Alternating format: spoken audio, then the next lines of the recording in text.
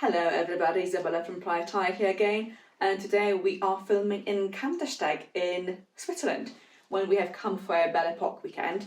So this is one of the outfits I brought here, and it's a slightly different video than our usual dressing up, mostly because I'm already dressed up and I don't really want to do it again.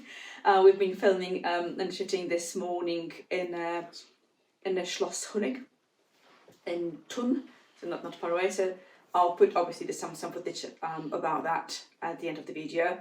But what I really wanted to focus for is this dress, because there's a little bit of a story behind it. I know slowly sort of undressing stuff because I've just eaten quite a lot of Kandersteg rosti with raclette, and I'm really full and I really want the nap now. Let me just check this out. So, as some of you may notice, this style of 90s dresses, and that dress has been directly influenced by the gown by Worth, which is also in a kind of medieval revival patterning, or sort of Renaissance, I suppose you can call it as well. The Worth gown is absolutely symmetrical, obviously very different fabric, but the revival fabrics were very popular in the 90s. So you can see a lot of historicism in that era. So I'll put a couple of more photos here so you can have a look.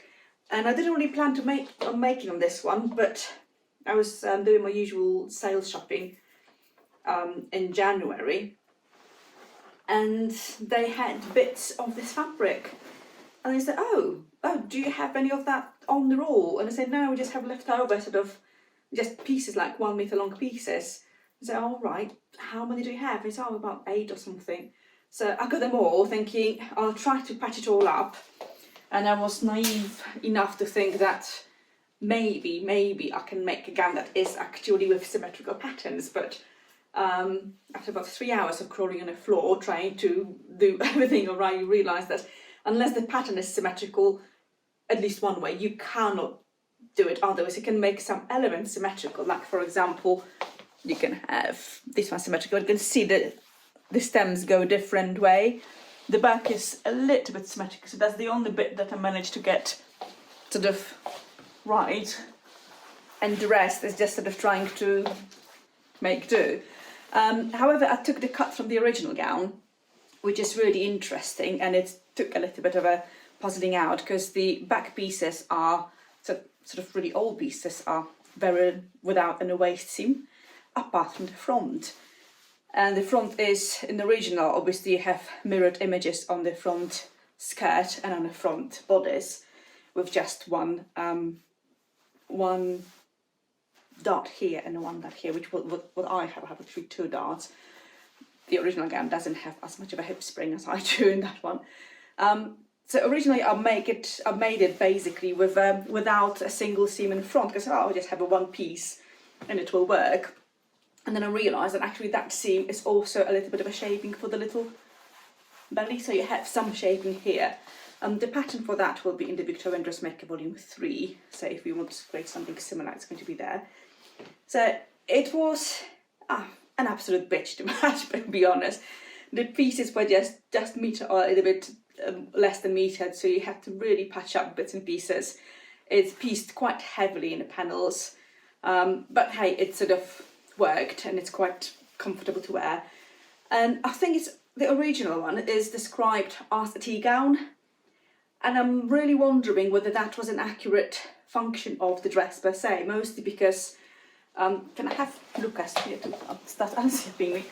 Mostly because if you look at the please.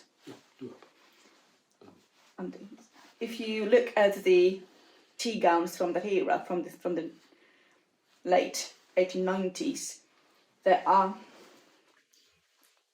undo, yes.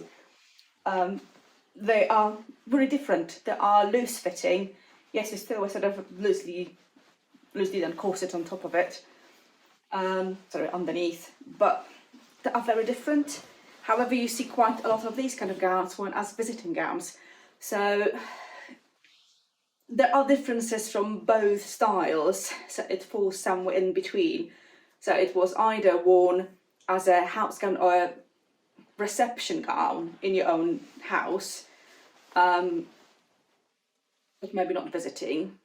I don't know. I wore mine as a visiting as well, so I cannot really afford to have just a gown to sit at home and hope that someone will come over.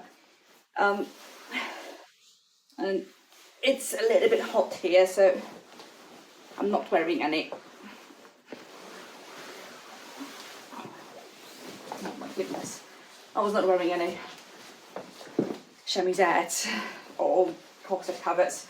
I must say, Switzerland at the moment, I've been working on all my winter wardrobe, and it's like +10 today.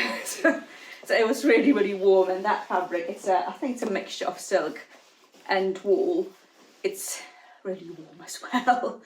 I'm gonna have my little assistant here to undo my petticoat. By all means. A little bit, at least one of it. I'll keep the other one on.